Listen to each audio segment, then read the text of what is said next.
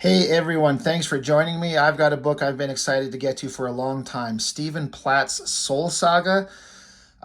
This book was such a joy and equal parts also frustration for several reasons. First off, Stephen Platt, I was never on board with him and his work in the way that everyone else was. In fact, I'd say I wasn't on board with anything he did at all. Um, but I know everyone, so many other people were. He was doing work on Moon Knight, and then he was brought on at Extreme Studios with Rob Liefeld. Oh my gosh, excuse me, please. He was brought on to do Prophet, and that first issue, Prophet number 5, I believe it is, which I have just sitting behind me. That's one that I want to look at.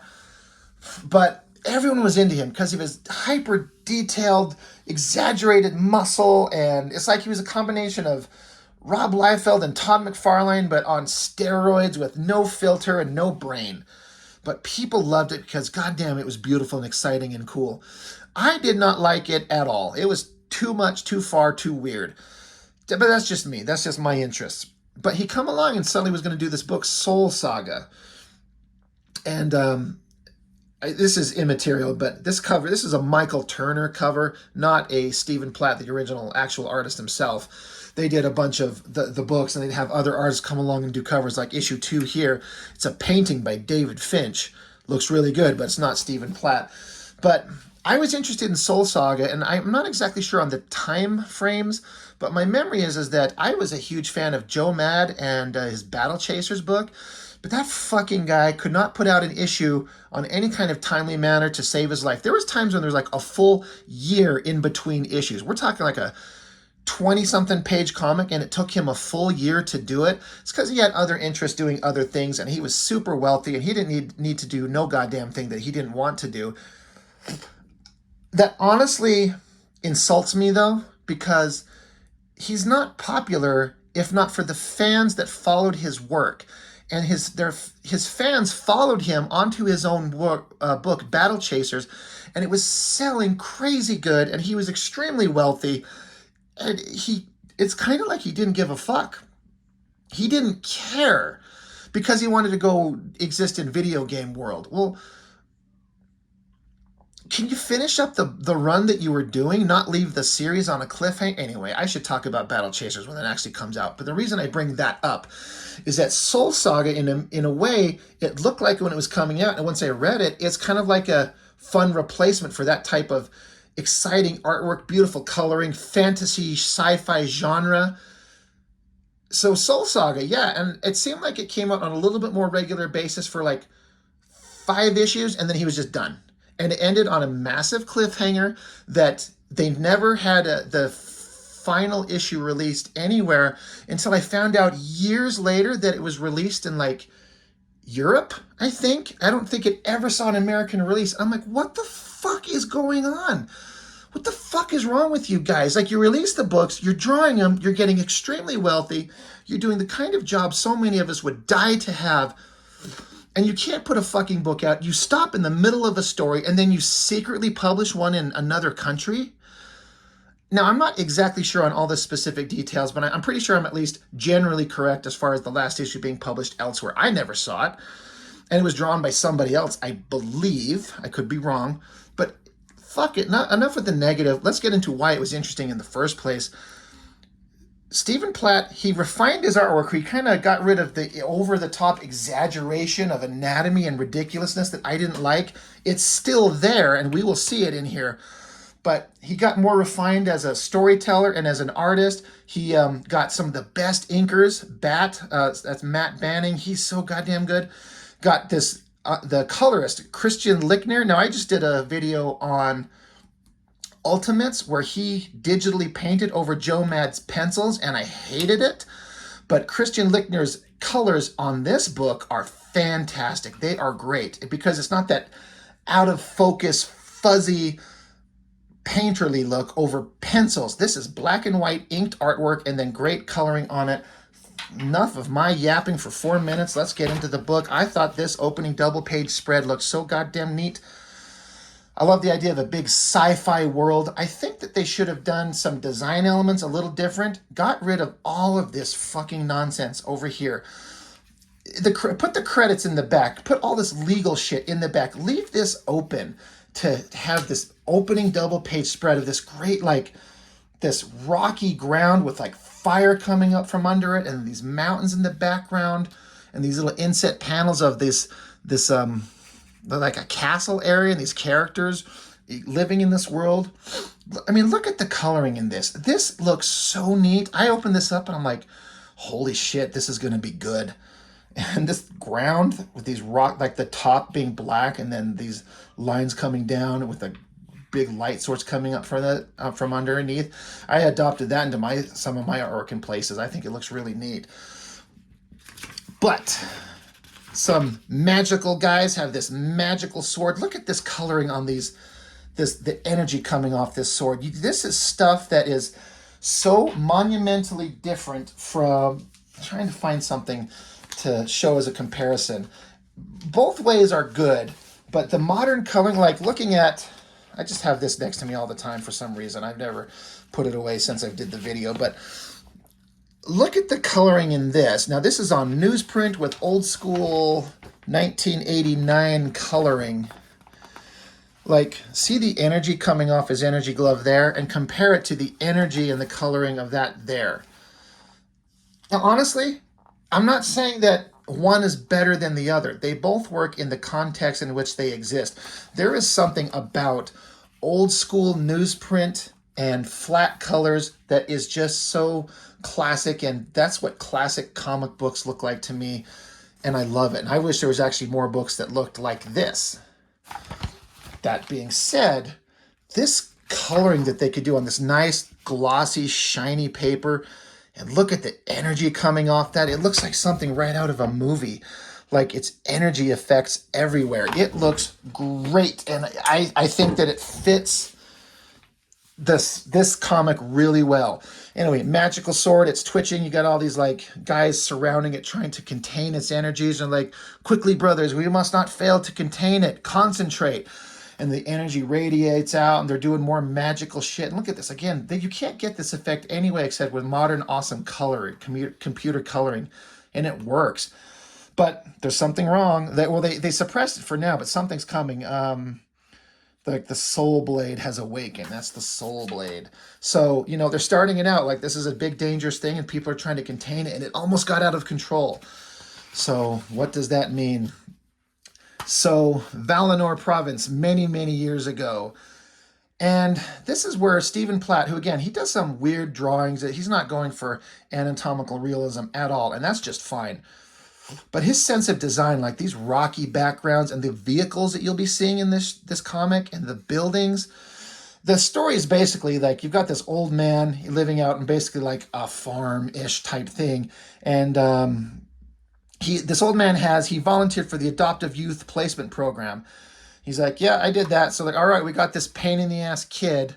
So they show him up. He shows up there, and he's like, come on, kid, you're coming with us. I'm like your adoptive father now. And the guy has a son and a daughter. And there's like, all right, all three of us are together. This new kid's kind of got an attitude, but it quickly shows like a photo that they're looking at how they went fishing. It was a great day and the start of a good family relationship. And it's told perfectly over a 2-page spread, giving you enough backstory of this kid who now is grown up, and he's a soldier in the military. Look at this stuff. If you know what battle chasers look like, this is that fantasy sci-fi genre, almost video game-like. I'm not a gamer. I can't really speak to big details on that, but you know, it's still got Stephen Platt's exaggerated anatomy, but his details, his compositions are much more refined to where it's not so confusing like so many of his books were back in the day. And again, I love these backgrounds, those buildings. He doesn't skimp on the details at all. It's great. But he's hanging out waiting for his foster brother on this like flying speeder bike to come pick him up. They jump on and they're taking off. They've got to get somewhere important. Where are they heading? It's like a giant warship. And Stephen Platt's design on these, they look like boats and submarines together, and they float in the air. It is great. Because I love vehicles in my science fiction and my pop culture entertainment. I'm a big fan of Star Trek and Star Wars and cars like the Dukes of Hazzard, Charger and Knight Rider and all that shit. So vehicles are awesome, and I can't draw vehicles for nothing. So when you got somebody who draws them and they looked really good, and there's an attention paid to detail, I was so on board with that. I still am. But anyway, they're getting together. They got to jump on this ship. They're joining up. They're excited. You know, the adventure's about to take off. They're soldiers joining a big vessel. They're part of the team. They're the sister is there too. You know, they're all having like funny conversation back and forth. But while they're there, there's conversation about how the arrival of the royal barge, it's the princess. And of course, this is where, like, I can't justify any of this. It's all about not taking yourself seriously and having a little bit of cheesecakey fun. It's also kind of embarrassingly stupid. It's both. It's both fun and stupid. But why not? But the introduction of this princess is her titties. Like, her barely clad titties, and then she's just standing there in the most revealing outfit you've ever seen. But it's sci-fi cheesecake. I'm kind of on board with it, but I can't justify it in any logical sense. Would I pop this open and show it to a woman who's never read comic books? I'm like, read this. These are great. And she'd be like, yeah, I bet you think they're great. I know exactly why. There's a couple of reasons why you think these are great. I'm like, no, seriously, the big spaceship was awesome. They'd be like, I bet somebody gets into a big sexual four-way situation here later in the book, which actually happens in the end of issue 2, but it does happen. Anyway, then of course the main hero is like, I love this job. Yeah, we do too.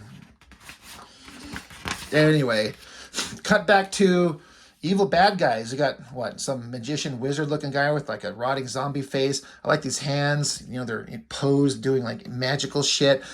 Evil, scummy bad guy in the shadows. Classic kind of villain monster introduction. He's in the shadows. They're talking about evil monster shit they're going to do. Cut back to the big spaceship. This big, giant... Oh, yeah. One more. This big ship here. They call it the Royal Skyship Artemis. Great design. I love it so much. And it's all in proper perspective. It's all like everything this vertical should be, and it's lining up with the horizontals, and it looks great. It's hard to draw proper vehicles. Stephen Platt, you're a bad motherfucker. You nailed it really good. The clouds are awesome. The lightning's awesome. And I want to keep bringing back to, like, look at the colors, like this magical, smoky, steam, energy shit coming off here. The coloring throughout this book, I did not like him on that Ultimates over Joe Mad, but I love it here. This is what this... If Ultimates looked like this, with Joe Mad drawing and getting inked and colored like this, that book, even though the story would have sucked shit, this would have been... that series would have been better. But anyway, I have to mention, like, this is the center of the book. This is the centerfold, the middle of it, and my copy had come out, so we got a page spread apart there. But double page spread of the bridge of the ship, people at their stations, these little glowy energy kind of like computer readouts, hot half-naked princess girl, they're talking. I think they're going on like a diplomatic mission to one of the foreign territories, and that's why they send half-naked princess girl to kind of, you know, lead the mission to be an ambassador to, you know, talk to the enemy, to stay out of war. She's saying this mission is far too important to be delayed by inclement weather. I will not have you question my orders. Do as you're told. They're saying that maybe we should hold off. This weather is kind of shitty. And there's some enemy clans out there that won't recognize our peace treaties that might attack us if we go through this. She's like, no, this is too important. Let's keep going. Like, all right, everyone, keep your eyes open. And then our main hero guy, he with a bolt of lightning, he sees like an enemy speeder zipping around out there. He's like, shit, we're being surrounded. You know, alert, alert. And then I thought this was really cool. It might be kind of hard to tell. I got this in some weird lighting here. Let's bring it up closer. But on this last panel here, you know, looking past the princess's giant triple D titties, in the clouds, you see glowing lights. And like this is, you know, her on the bridge and her cloak flapping out on the bridge. So there's something fucking massive, huge out there. Again, this effect could only be done with modern coloring when it looks just like that. I think that is so neat. And the drama of it, something big and scary coming out of the dark. Well, what is it? It's an enemy vessel, just like the one we're on, except it looks like it's way bigger. Lightning striking behind it, a bunch of guys on speeders. We're under attack. Shit, shit, shit, shit, shit. So here we bust out his cool sword. It glows, so you got kind of like a Star Wars lightsaber-y vibe going on. Shooting, lasers, explosions. Our ship that we're on is under attack by the bad guys. I am on board with this so much. This is so exciting. I was having so much fun with this. And, I mean, a guy's swinging across, on a rope over fire. Thinks he's Indiana Jones. Big hero guy. I guess let me see, not to jump ahead, because that's exactly what I'm doing. Oh yeah, the bad guys are there. They're coming for the princess. And the soldiers that are around her are down. She's got her sword. She's ready to defend herself. But of course, our badass, awesome hero, big double page spread. He's like kicking him in the guts and stabbing him at the same time. That's pretty bad. Oh, wait, no. He's kicking this guy, right? For all my saying how Stephen Platt's art got less cluttered, it's still a little bit. He's kicking him and stabbing him. That's cool. She's like, this was a peaceful mission. He's like, we know all about your peaceful mission. This is another one of the bad guys coming after her. So basically, the bad guys don't believe that they're coming on for a peaceful mission. But our hero shows up, saves her, let the fight keep going on. Their other hero guy shows up to help join in the battle, saving everybody. We're a team. We're combining our efforts. I like his sword designs here. These curvy things in the handle. That's a great sword design. Sorry, a little tangent there. Guy gets blasted in the head. The princess, she stepped up. She's got her gun and her double Ds, and she killed a guy, so she's here to help. She's like, thanks, princess. She's like, thank me later. What's your name, hero? Ares. Anyway, they said they've blown the grav generators, so the ship is going to fall out of the sky. So they got to get to some way to get to escape. Again, Stephen Platt doesn't skimp on these backgrounds. It's very like submarine-like, with these metal doors and looks like rivets everywhere. And technology is kind of old school, but very futuristic. Anyway, they're getting out. They have to swing on a rope down to something. Of course, they have to like super highlight her ass and details added that they don't need to, but whatever. They're swinging. Her cape catches fire. That's kind of not a bad little drawing, super exaggerated female form. But anyway, they get down. They jump onto a speeder where they can get away. I believe this is the last page. Yeah. So they're getting away as their big ship falls into, wherever it's falling to. But they jumped onto a speeder, and they're like, I don't see any survivors. And she's like, you saved my life, soldier. But he's like, shit, his stepsister is still on the big ship. And that's where it ends. Again, look at that giant, awesome speeder. All the, like, if you were to bust out and do like some perspective grids, you could tell he's definitely set an anchor point to line everything up to get it in proper perspective. All the circles and curves and the like little machine gun points at the beginning, a little air intake down here.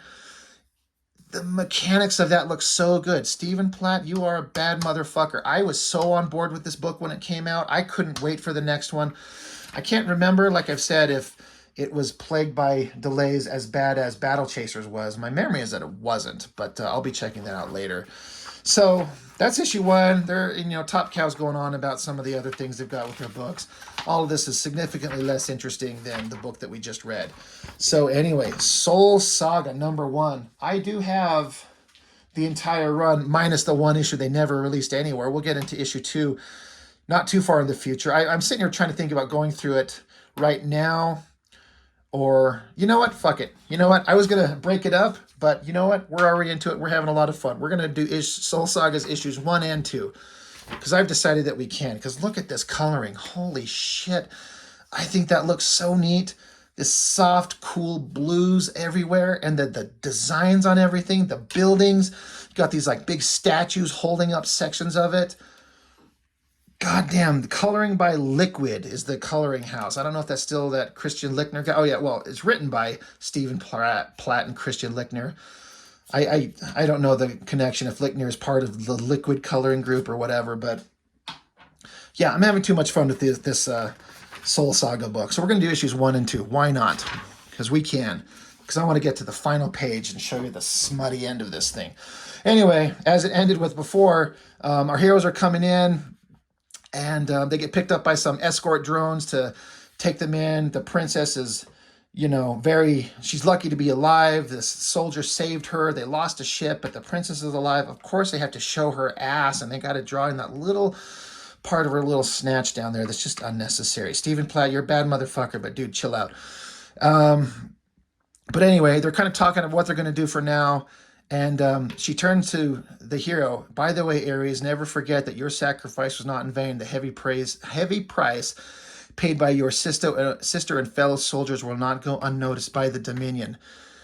And she says, thank you for the cape. I'll be sure to return it. So she's got his cape because hers got ripped off and caught on fire. And she says, I'll bring it back to you. And boy, does she. Anyway, this guy's like, hey, you found favor with the princess and then the king himself. And he's like, yeah. You know what? I need a shuttle. I got to go find some. I got to go do some stuff. I can't sit here wondering if I'm going to get to see her giant titties. Anyway, cut to another scene. These soldiers, I like this little dialogue between these guys. This is the main guy that we're talking. I think this is the other stepbrother of our hero. And he's here to trade. He's like, soldier, what is your height? 6'10". What do you weigh? 285 pounds. He says, you think me easy prey? Sir, with all due respect, yes. I like confidence. Get ready and go. So I like that little exchange of dialogue. It's a little bit like tough alpha male bullshit, but you know, their soldiers got to show that you might be bigger and technically physically stronger, but it doesn't mean you're a better fighter, which of course the small guy drops him to the ground, gets him in an arm lock, and shows that its skill is more important than size or muscle. So anyway, Ares, our main hero who just saved the princess, he shows up and says the ship was lost. Your sister, my stepsister, she's gone. And they just kind of like have a little quiet moment of, you know, sometimes there are no words. So there's sadness. Another big splash page. It's a giant like stone, presumably stone statue of a horse. You know, I think that looks really cool. That'd be awesome if there was actually a real statue kind of this goddamn big. But anyway, they think, you know, the ship is gone. They think their sister is dead. They're mad. They're sad. They're trying to have, you know, trying to come to grips with that all. Let's just keep going. And our two heroes, they get mad. They're pissed off at each other. They're like, you saved the princess, but you didn't save our own sister. What the fuck is wrong with you? They end up in a fight. And, you know, they're having, you know, it's the drama, right? We got to have drama. We got to have our brother heroes fighting because they think their sister's dead, which I'm sure she's not. Again, I love the coloring and these designs of these buildings. That looks really, really good. It's really cool. I guess our hero's at a bar. He's drinking his problems away. This is very much like in the vein of what happened in the first issue with Battle Chasers. There, the main hero ended up in a bar drinking his, you know, troubles away. Whatever. We're going to keep moving on. He's visiting the grave of his adopted father, kind of thinking back to, you know, words of wisdom that he'd given him, and you know, drinking his problems away. And he decides that he's gonna take some action. He's gonna get going. He's gonna do something. He can't let his sister. Is she dead? I don't know. We got to find out. Some other part, we got like evil glowing eyes. Like this is an introduction of some evil character who grabs onto a bird and crushes it. So you know they're evil. He's sitting up here in the rafters, and there's some random chick down here that he's eyeballing. Probably gonna kill her, right? That's what bad guys do. Looks like they find her body lying there, and they come across this guy. He's got like these glowing red dots all over him.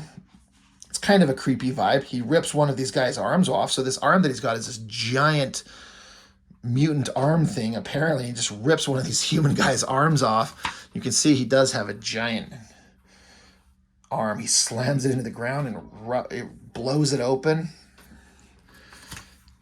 That's all really cool. Ah, here we go. Let's see this bad guy. It's like he's got a face in his hand as well. That it says "Feed your master." That's an interesting idea. I like all this bricks and rubble in the ground, cool coloring. But this guy, like, this is a giant, bubbly, gross, mutated arm, and there's an evil face in it talking to him. Whatever that is, it's pretty fucked up, and we like it. Great coloring. I'm going to say that a lot because it really looks well. This guy, he's taken off. He's got his giant, gross hand. He's, you know, future obstacle to overcome. Over here, we're in the city. It's our hero, Ares, the main hero. You know, some cloaked figures approach a door, knock on the door, and he's like, who the hell's at my door? So he opens it up. This better be good. And couple of girls in cloaks, in shadow. He's like, who wants, is this you? Like, yeah, it's me. What do you want? We have a important message from Her Royal Highness, Princess Persephone herself. She's like, well, what's the message? And so she makes out with him. Ha, caught you off balance. I thought you soldiers were supposed to be ready for anything. So I don't think we know until the next page, but that is the princess. Oh boy, double page spread. There she is. Hello, Ares. I hope you can forgive the cloak and dagger act, but a woman in my position has to exercise utmost discretion. Meet my handmaidens, Daphne and Athena. I wanted to return your cape and personally thank you for saving my life. I hope I'm not intruding. You'll forgive me, but... And before we flip the page, forgive her, but... These aren't the most well-drawn female figures I've ever seen. If Silvestri would have drawn this, or Jim Lee, I think that could have looked better. But the coloring is amazing. The basic composition is amazing. The details on all the clothes is amazing. The fact that she's not wearing any underwear at all, but she's got this light little frilly thing covering her, so we keep this comic like PG-13 and not R. This is so ridiculous, and I love it. It's so indefensible as anything to take serious, but that's kind of okay. I mean, I hope you people understand what I'm saying when I'm like, it's cheesy, it's kind of juvenile, it's kind of embarrassing, but it's also kind of fun. Why not? Let's have a sci-fi world with big guys and soldiers and ships and sexy girls, and it does kind of like, it kind of becomes embarrassing when you're like, one of the only main female characters has been nothing but an object of sexual desire and lust for the male characters so far. I mean, it's not all that she's been in, but that's all that you really know. When you come away from these books, especially these first two issues, like, what about the princess? What was her character? You're like, well, she's half naked and she's showing up to fuck a guy. That's her character. But she's like, you'll forgive me, but... but, I like a captive audience. She's got handcuffs. He's like, And then, again, before I get into the ridiculous dialogue, but the coloring, this night scene, I would have my books look like this in a second if I could afford to have anybody color like that. So, the princess, she's like, Daphne, darling, the drapes, please. I hope you don't tire easily, soldier. That depends on the task. She says, good, then let's find out what you're made of. So she shows up with two girls, three hot girls. They're going to pound ass on our main hero. You know he's the hero when he's in second issue he's going to run a train with three other girls. Holy crap. It's so ridiculous. But it's part of the charm of this ridiculous book. He's going to throw in like the sex. I mean, why not just have them be nude figures at this point? I mean, I guess he wants to sell it without some kind of like cover restriction saying, hey, titties inside. If you're going to go this far, if you're going to straight out say these three girls are showing up to fucking bang the shit out of this guy, go for it, man. Let's see it. Let's show it. That's easier said than done. Anyway, it's so ridiculous, but I love it. More ads for a bunch of other shit going on in Top Cow Books. Again, not nearly as interesting as the ridiculous, awesome, fun shit that was going on in these. So anyway, that is Soul Sagas, issue 1 and 2. Like I was saying earlier, I only intention to go through issue 1 and get through the others a little bit later. But you know what? We got 2 issues. Next time we'll do issues 3 and 4, and then we'll end on number 5, which was the last issue of the series that I ever saw, if I'm remembering my numbering correctly. And ends on a cliffhanger, and you never know how it ends. Anyway, Soul Saga, Stephen Platt. It was a lot of fun. It was a good temporary replacement for the loss of Battle Chasers because Joe Mad couldn't bring his ass to finish it because he wanted to go do video games. So fun book, great art, amazing coloring, ridiculous stuff, a lot of fun. So that's all I've got for now. Thank you for watching, and we'll catch you on the next one.